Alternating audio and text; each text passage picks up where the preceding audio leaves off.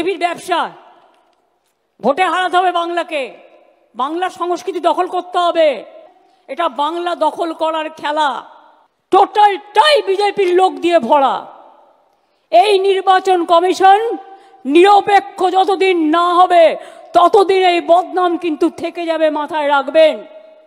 আমরা আমরা সারা পৃথিবীতে গর্ব করি, আমরা one of the biggest Democratic country, কিন্তু আদপে কি তাই? সত্যি কি তাই?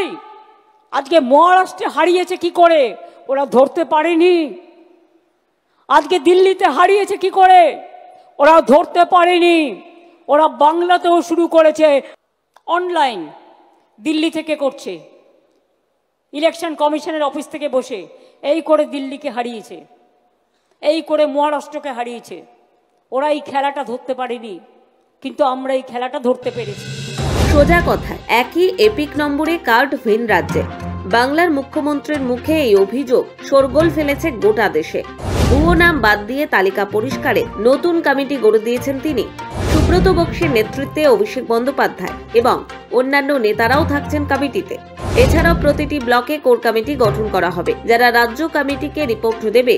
10 দিনের সময়সীমাও বেঁধে দিয়েছেন তৃণমূল নেত্রী।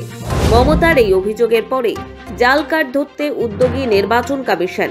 সূত্রের খবর, মুখ্যমন্ত্রীর বিস্ফোরক অভিযোগের পরেই বৈঠক হয় কমিশনে। বৃহস্পতিবার অতিরিক্ত জেলা শাসকদের সঙ্গে ভোটার তালিকায় ভুয়ো নাম ঢোকার অভিযোগ নিয়ে বৈঠক করেন রাজ্যের অতিরিক্ত মুখ্য নির্বাচন আধিকারিক অরিন্দম নিয়োগী। সব জেলার এডিএম এবং ইআরওর সঙ্গে বৈঠক করেন কমিশনের কর্তারা। সেখানেই রাজ্যের প্রতিটি বিডিও অফিসে যেখানে ভোটার তালিকা তৈরি ও সংশোধনের কাজ হয় সেখানে সিসিটিভি বসানোর নির্দেশ দেয় নির্বাচন কমিশন। জেলা প্রশাসনকে এই বিষয়ে আরো সতর্ক থাকার কথাও বলেছে কমিশন। অভিযোগ পেলেই তদন্তের নির্দেশ, সিসিটিভি বসানো সহ 6 দফা নির্দেশিকা জারি করা হয়েছে। জানা গিয়েছে, বৈঠকে জেলা প্রশাসন কর্তৃপক্ষকে বলা হয়েছে এখনো পর্যন্ত আসা প্রতিটি অভিযোগের দ্রুত নিষ্পত্তি করতে হবে। আগামী নভেম্বরে বিশেষ ভোটার তালিকা সংশোধনের কাজ শুরুর আগে সমস্ত মৃত ভোটারের নাম তালিকা থেকে বাদ দিতে হবে। পাশাপাশি সীমান্ত সংলগ্ন ব্লকগুলোতে ভোটার তালিকা সংশোধনের কাজ জেলায় সিনিয়র আধিকারিকদের খতিয়ে দেখতে হবে বলেও নির্দেশ কমিশনের। অনলাইনে কমিশনের অ্যাপ বা পোর্টালে ভোটার তালিকায় নাম তোলা নিয়ে সংশয় তৈরি হয়েছে, সে বিষয়ে কমিশনের নির্দেশ।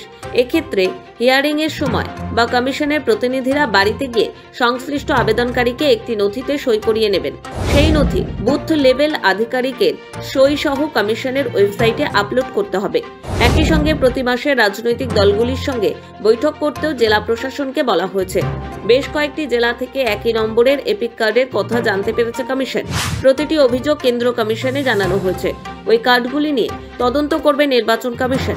আগামী 4 মার্চ কেন্দ্রীয় নির্বাচন কমিশনারের সঙ্গে বৈঠকের কথা রাজ্যের ভারপ্রাপ্ত মুখ্য নির্বাচন কমিশনার দিব্যেন্দু দাসের। এমনকি মমতা বন্দ্যোপাধ্যায়ের অভিযোগ নিয়েও বিস্তারিত আলোচনা কেন্দ্রীয় নির্বাচন কমিশনারের সঙ্গে হতে পারে বলে খবর। জাল কার্ড ধরতে উদ্যোগী হয়েছে নির্বাচন কমিশন। এখন দেখা সেখানে আর কোনো পদক্ষেপ করা হয় কিনা।